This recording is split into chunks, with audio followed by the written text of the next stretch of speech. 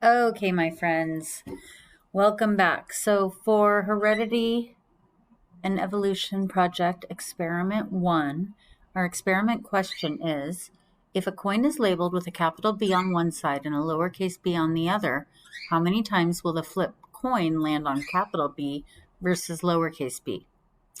I wrote a sample hypothesis following our if, then, because format. If I flip a coin labeled on each side with a capital B or a lowercase b multiple times, then I would expect an about even outcome of it landing on either one because it has a 50-50 chance landing on either side. So I went ahead and made my table. I did do the total number of flips for either one. I did capital. For the capital B, I did heads. For the lowercase b, I did tails.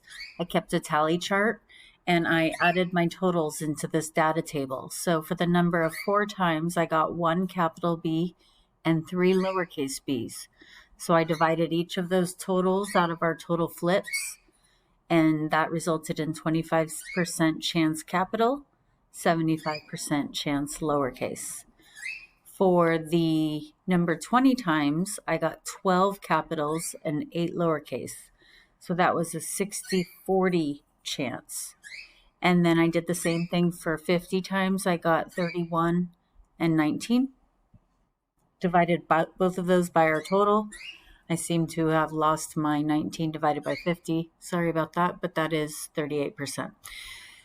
Okay, so my prediction for this experiment was that it would be an about even outcome, landing on capital B and lowercase b. The percent probability of the coin landing on capital B was 50%, and the percent probability of the coin landing on lowercase b was 50%, in my opinion, in my hypothesis. My prediction was 25% off for for the 4 times that I flipped. It was quite a bit off. When I flipped 20 times, I got much closer to the 50% with 60-40. So it was a lot closer than just the 4 times. And then when I got to the 50, I actually was a little more off, but still around that 60-40%.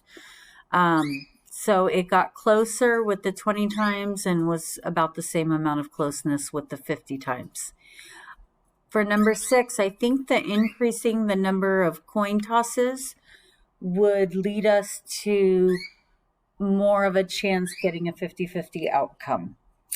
The prediction that I made for the results of the coin toss relate to the predictions of inheritance made using Punnett squares and pedigrees, because with genetics you get one from mom, one from dad of these alleles, so you have a 50-50 outcome of getting either a dominant or a recessive gene.